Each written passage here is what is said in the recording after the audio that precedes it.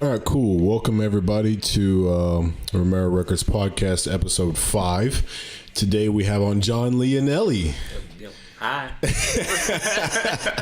Yeah, so I actually made a reference to you on the last podcast because I was trying to think of the SMART goals. Yeah. I was telling you that in class. It was funny because I was just like thinking of everything I could possibly think of, like what the acronym could stand for, and I had no idea. I was just making up stuff. But yeah, so basically today's podcast, no topic today. Just wanted to, I guess, just get to know you a little more as somebody to have on. Last time I had on Nelson for the second time, and me and Nelson have had topics, but I think on John Witchard, we had him on, and we just started talking about his Coast Guard career. So basically, we can just talk about your Navy career. Yeah, we can talk about submarines the whole time because a lot of people don't know what goes on about submarines. People they probably think that the submarines are like the picture or like the movies or whatever, like the old stuff where it's like the little bubble shaped thing with the spinning propeller. Yeah, that's probably every submarine looks exactly like that. So I don't know if it. I have no clue. So yeah. So first off, you're John Leonelli, and tell me, I guess since you did the interviews recently, tell me about yourself. Yeah, the interview ones. I was in the Navy for 5 years. Worked on a submarine as a communications electronics technician. So I did worked on like SATCOM gear and ESM, which is kind of like RF monitoring stuff. Then I went out and went to college, got my degree, was working at a shipyard for a bit with General Dynamics Information Technology, and then I came to this program. And then here I'm at now. Is that the General Dynamics, like the big company, or is that something different? Yeah, it's that company. It's just they're broken out in different divisions. So there's supposed to be the IT side, but I mean, when I was working in shipyards, so we were routing, power cabling, and mostly it's just routing cabling. There's a lot of manual labor. Oh, really? Yeah, that's why I came here. Gotcha. I was like, let's try a technician, but in reality, it was more like there's a lot of pulling cables and taking apart racks and moving stuff around. I look around the shipyard, see everybody's bodies are breaking down. You see like 50-year-olds in there, man. Like, Jesus. That's when it hit me. I was like, yeah, this is fine now. I'm young. Mm-hmm. But if you just keep working in that environment, it's hard labor. Yeah. You see the same in construction workers. People do that for so long, just their bodies break eventually. Yeah, so for sure. Like, I need a little more finesse in my work. Yeah. So how did you get that job? Was it like you were a Navy veteran, so they were like, join a board, or was it you knew somebody or something like that? Yeah, I like when I was finishing college, I didn't want there to be like any sort of gap between like school and employment. Mm-hmm. And so the easiest thing I first did was just I searched electronics technician, right? Because it's a rate in a lot of things in Navy, but it also applies to like different roles in civilian career. And I saw that one, and it looked perfect at the time because it had the right title. It's a big, strong company. Mm-hmm. And like back when I was in the Navy, I thought too, like, hey man, I'm gonna go to the civilian side. I can stay in one spot, be able to work on different ships and stuff and do travel. You get better compensated. It was just the position I ended up going to was not as like I kind of like the end positions. I don't know if you guys had people would come and they would like do installs and they would like certify the gear and stuff. Or they would like come troubleshoot, and that's like kind of like what I was more interested in. And then what I got was actually the bulk labor, right? Of you have all these ships and you got power running across from every direction, so there's tons of cable that needs to get in there. You have to work on these things called like MCT blocks or like openings and making stuff watertight. And it was just it wasn't the labor I was looking for. Gotcha. But yeah, mainly I just searched my rate, basically with electronic technician reporting. I just wanted to find something that line up with my Navy experience. So was there like a smooth transition out of it, or was it, you were just kind of pondering? I remember I was talking to you about the AAM program, and I was like, would you have joined? I said I would have joined like no questions asked with during TAPS. Yeah. And you said that you wouldn't have been in that kind of situation. You would have probably, rather thought about it, went to school or something like that. So yeah, when I think I definitely wouldn't have gone when I first got out because I was kind of burnt out when I first got out, and then I had my mindset on going to school because I'm not like the greatest student. So like for me, if I have a job and I have school at the same time, I think inevitably I would just focus on the job, and I would end up dropping school. So like I didn't want to have a full-time job and go to school at the same time, so I prioritized school for the time being. Oh, okay. And I think also right when I get out, like, you know, I wasn't interested in really traveling and you know, coming out to Wisconsin, out of San Diego. I just, you know, recently moved, and I came here more because it you know, I was like searching around San Diego, and I was adding things in my head. I was like, all right, the amount of money you had to make versus the cost of living there, and how hard it is to find a job. And then I was working at the shipyard while looking for a job, and that's when they contacted me. I was like, okay, well, this makes things a lot easier because now I have somewhere that's some guaranteed free training. It's going to open up a lot of doors, and it's kind of let me, like, move somewhere else in the country where my salary is going to go farther. Got you. But yeah, I don't think I would have gone for it right off the bat in the beginning. Got you.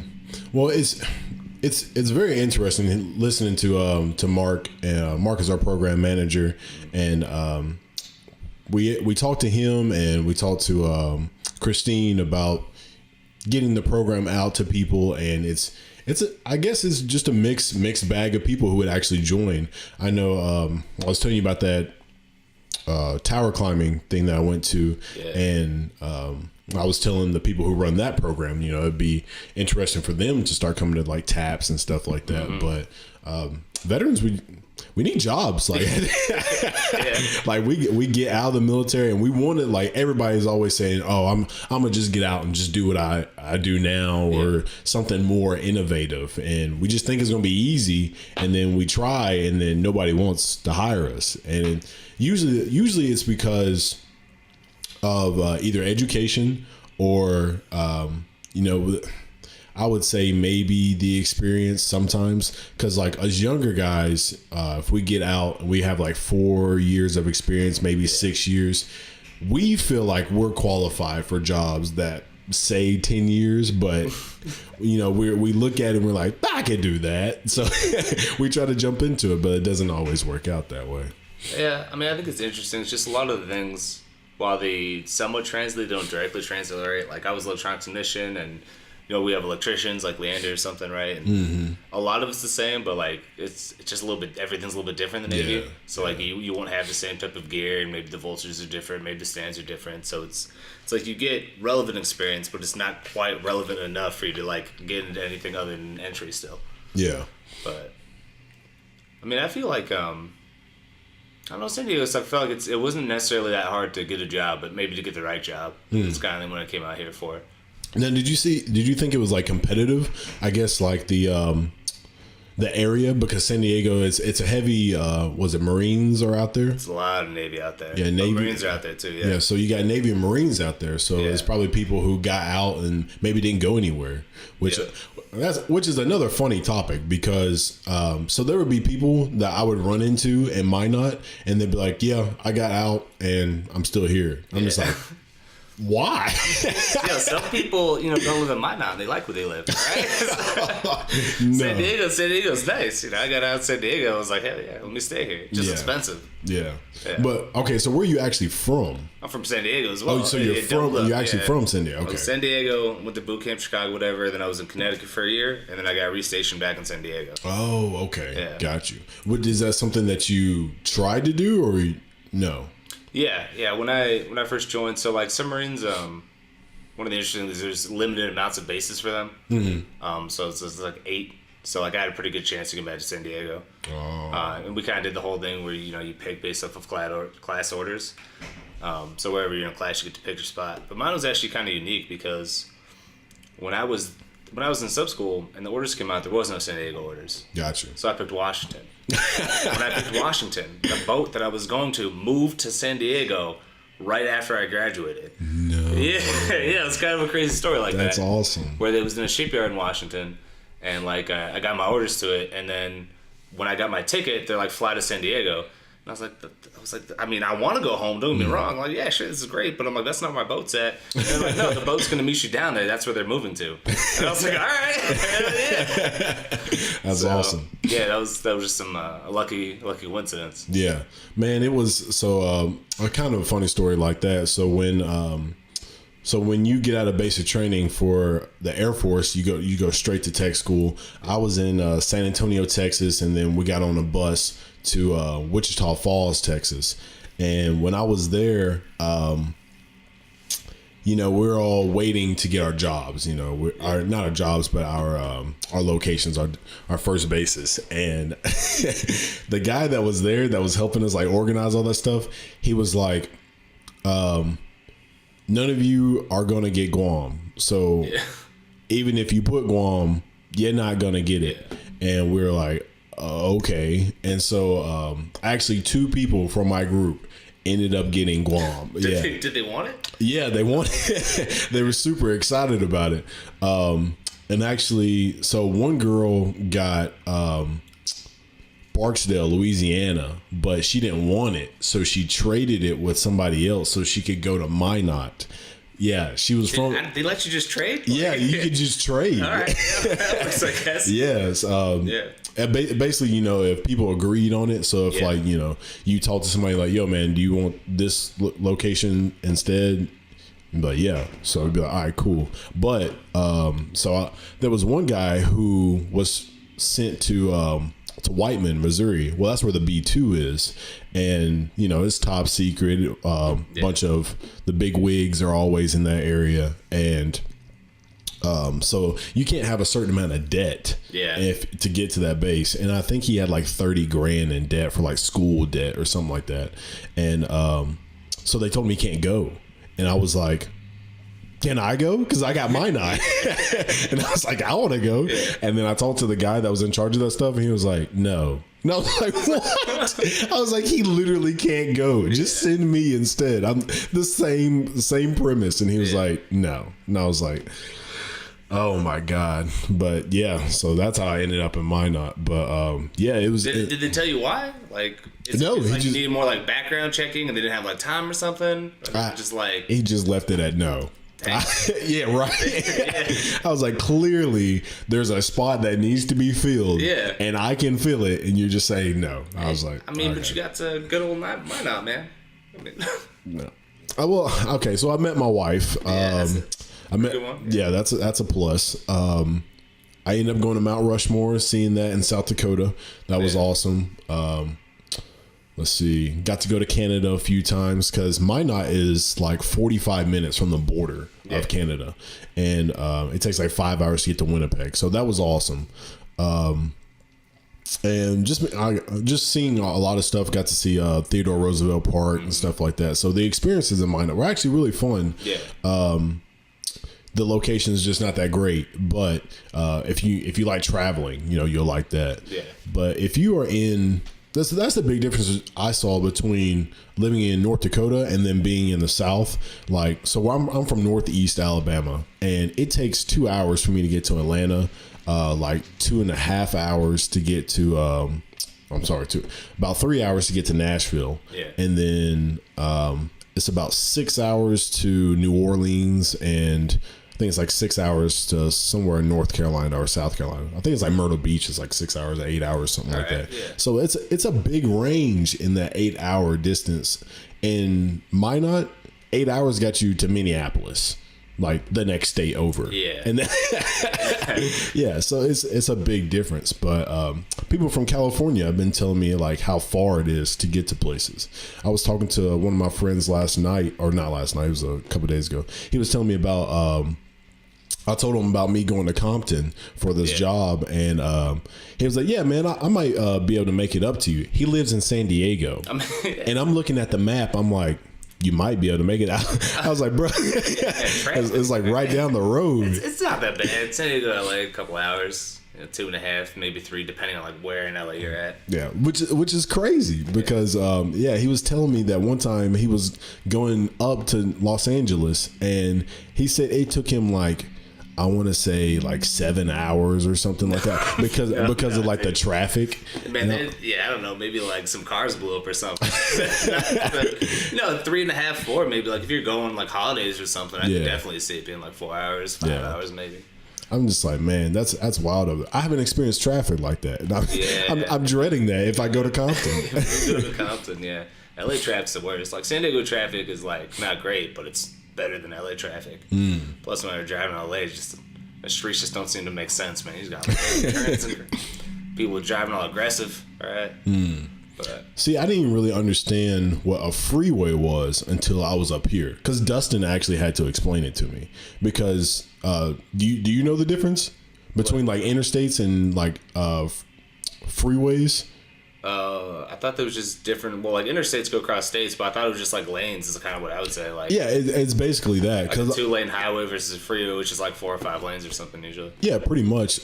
So like the interstate like just looks just like the freeway. Yeah. But I was like, why is it called the freeway? I don't get it. I'm like, we got highways and then we have freeways, and yeah. I was like, I don't understand. This is just the interstate, but it's not an interstate because it doesn't go into another state. Yeah, I had no idea. I was like, why do they call it the freeway? But yeah, that's just me just not knowing the difference because I haven't been. It doesn't matter at the end. Yeah, it's the road that gets me to places. Yeah, right. That's all you need to know. Yeah. Yeah. So it was. It's fun being able to travel to these different places, which even in the military, if you got to go to different bases, were you just in San Diego and then on your in your submarine? Yeah, I did 2 SBACs, so we just hit up like Japan, Guam, Korea, Singapore. That's about it. We just kind of hit those multiple times. Like I hit Japan like 5 or 6 times. I hit Guam like 3 or 4 times. So how long were you in those places? Most of them were about a week. So the only one that's different is Guam, because Guam, we have an actual base there. So if we broke down deployment, we'd wind up in Guam. Damn, and then so like one of the times we had some break, we were there for like 3 weeks. That was enough for me.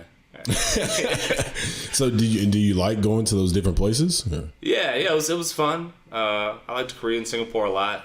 Japan was like kind of alright. I think I told you sometimes Japanese aren't quite as friendly in certain spots, like because you have like bad experiences with people there. So like you might go to a restaurant, they'll give you this little X thing and stuff, and what? They're like, yeah, not you. What? Yeah. They will literally tell you no? Oh yeah, they'll X you out, man. They'll do this. Well, they would tell us like if it has like a red door painted, don't go in there. What? Yeah, they say like a lot of it. Yeah. That is blowing my mind right now. They're just like, no. They did the X. Like, nope. Dude, that's crazy. Yeah, a lot of it stems from out of all the countries I went to, that was like with the least English I saw, at least around the areas I was at, the ports and stuff. So like you would have people, I guess, like I don't know if they're drunk or sober, whatever, but they wouldn't like be able to communicate. And like some of the shops and restaurants and stuff are just like fed up with it. They're like, you're not from here, don't come in. Wow. Yeah. So that was like a little different, but. Yeah, and it was also just like kind of the parts of it was harder to get around. Like when I was in Singapore, man, like everybody spoke English. Oh, really? Yeah, like almost every single person there. Where is Singapore?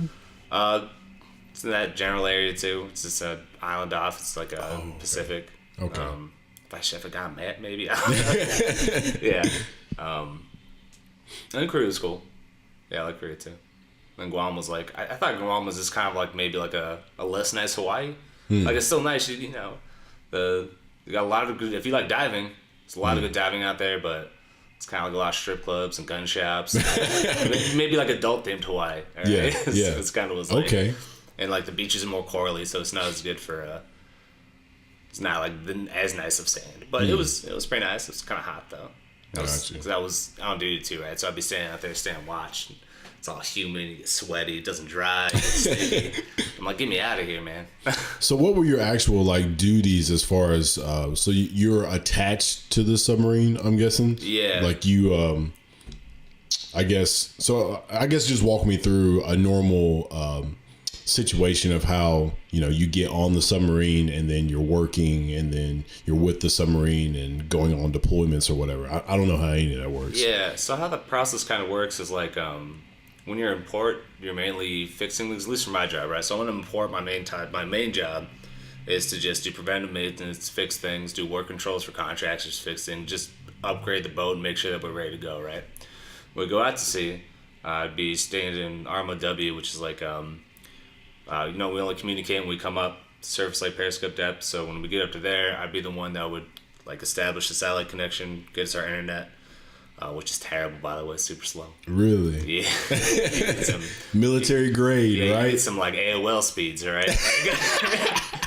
Hey, somebody get off the phone, man. We're trying to use the internet. Yeah. So make sure we get all the communications done. Then I would handle like message traffic. So like there's X amount of messages you got to get. Just make sure that everything that you're supposed to have, you have. We got Daisha over there. What's up? What's going on, Daisha? And yeah, that was about it. So, underway, you fix things in the break, but your main job is, actually standing watch, right? So make sure all the communications happen. Then import, you're just fixing stuff. And the weird part about being a submarine, though, is when you're underway, we don't do 24-hour days. We do 18-hour days. Oh, okay. So we actually have 10 days in our week. Because how they do it is you have a rotating 3-section watch station where 6 hours is on watch, you get 6 hours off watch, which is that's when you're gonna be doing your cleaning, your fixing. If you have to fix things, you don't do it when you're on watch, right? Watch is just for the guy that's actually writing messages, doing all that stuff. And then you have your off-going time, which is gonna be if you want to work on quals, if you need to do any maintenance. If you have to clean, good old field days. I don't know if you guys have in the Air Force. You guys have maids or something? That's what everybody keeps saying. Something about Air Force got maids. You guys gonna do cleaning and shit? Yeah, we had to clean. We had to clean every once in a while. Yeah, so and then you have 6 hours of sleep, but it just messes up your internal clock. That was one of the hardest parts for me about being on submarine is your internal clock gets super super out of whack. Yeah. So sometimes you're supposed to be trying to sleep, you can't sleep because you've only been awake for 12 hours or something, right? Yeah. You haven't had that full day stretched out, and then you get back to port and it's 6 o'clock at night and you're super tired because your body's not used to that the longer days again. Yeah. And then same thing gets messed up sometimes because it's actually a lot harder when you're non-deployment. So when you're non-deployment, what you're doing, they're called workups. Right, so we're out there, we're practicing for evaluations that we have to pass to go on deployment. So we're doing a ton of drills. We're cleaning trying to make the boat as clean as possible, right? Because we get inspections, and they're going to evaluate us for performance, but they're also going to evaluate us on things like make sure that everything needs to be painted as patient, make sure there's no oil anywhere, make sure there's no grime, right? They want it to look perfect. Okay. So yeah, when we're doing workups, especially for evaluations, you might not even get to sleep in your off-going or oncoming time. You just roll from one watch, you do drills, some other nonsense, and then just come right back to the next one. Yeah. Y'all are back to back with this. It depends kind of how lucky you are sometimes. If they're in your off-going time, it's not a big deal because that's when you have your flexible work, right? That's one of those things. That's when you're doing quals and maintenance and stuff. But if it's in your oncoming, and then you have something to do afterwards, you try to hit to sleep, and then an hour into sleeping, maybe the drills happen. They take a while. You try to get back to sleep, and a half hour later, they're trying to wake you up. You just roll right into it. Yeah, that's wild. So is there? Did you have any way of trying to make sure that you got that sleep, or it was embrace the suck type of thing? You kind of embrace the suck, but it usually wasn't too bad unless you were rolling into maybe another field day, another set of drills because of the weird 18-hour schedule. So even if you miss a sleep cycle, then you're really only at 30 hours, and then maybe do some stuff off. So you don't have to be actually stay awake for 32 hours, but that's a long time. Yeah. It's not super unreasonable, but there was definitely times I'd just be tired and miserable and.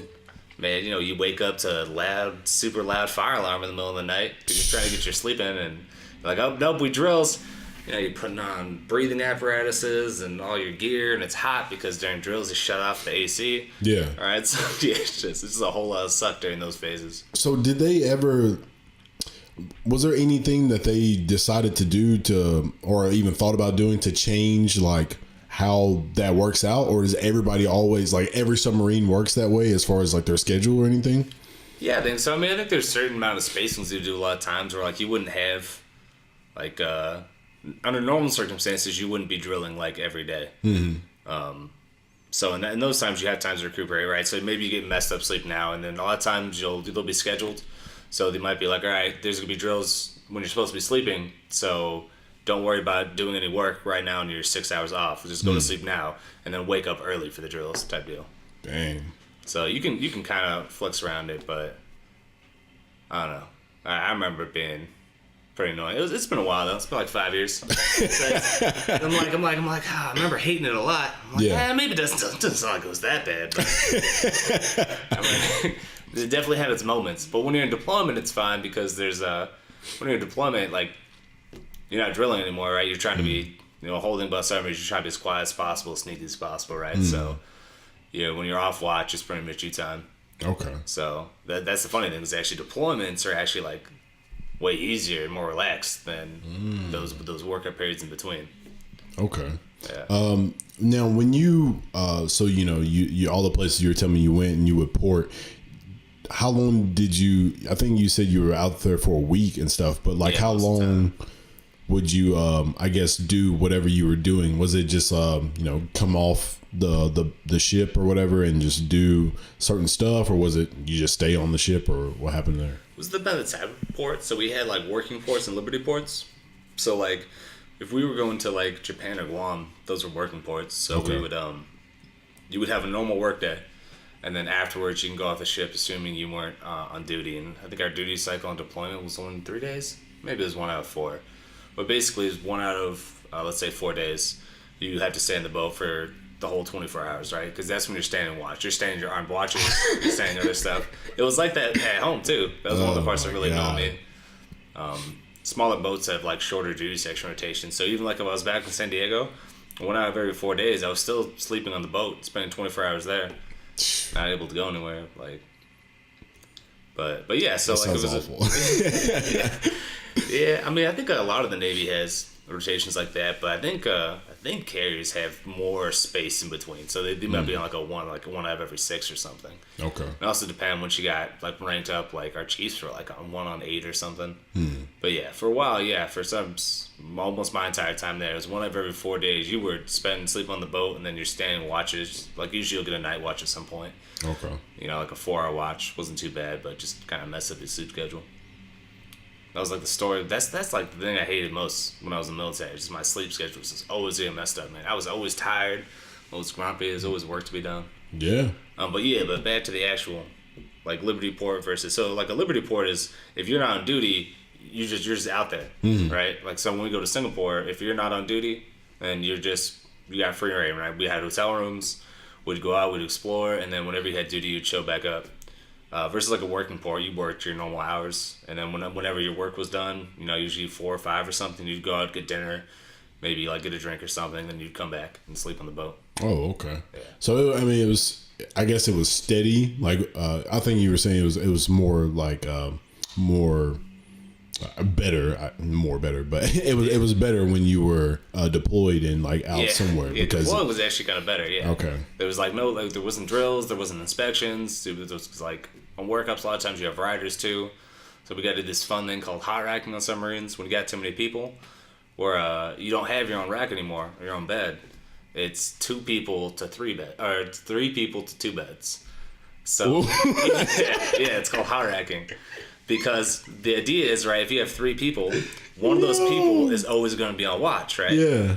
Because of our weird 18-hour dating I was telling you about, right? So one person's always gone. One person's always on watch and always gone, and so you just jump into the available rack, which doesn't sound that bad, but our rack are also our lockers. So, like, if you want to get your stuff and somebody's sleeping in the one that just happens to have your stuff, because you might do, like, maybe a third and one, Yeah, a lot of times you end up putting just, like, you take up, usually how it goes is one guy takes up 2/3 of the top rack, one guy takes up 2/3 of the bottom one, and then whoever's like the least junior, he's like the jumper, and he'll take a third in each. And like basically what happens, you get off watch, he's in your rack, you're just like, all right, hop down to the other one. That's wild. My spot now. Dang. Yeah, so that was another part when you had riders on during your workups and stuff that just sucked. Hot racking, like it was the worst. That's crazy. Like I was lucky, I got to skip it almost completely. I think I might have done it one short time, but for the most part, like when I was junior, we didn't have enough people to do watch station, so I was doing port and starboard 12s, and because I wasn't on that 6-hour schedule, like I couldn't hot rack. Dang. So like I got to skip it for a long time, but yeah. Yeah, it's a process. A lot of people are just like, that's weird, right? You're sharing your bed. Yeah. Like you might be sleeping in a different bed every time you go too. And people just have their sheets all balled up in the back of them, so one of the pleasures. All right, well, I hate to cut you off, man, but it's about time. Easy, dude. Yeah, I told you, man. Yeah, it's just like those interviews, man. Sometimes. Yeah. Well, thank you, everybody, for tuning in.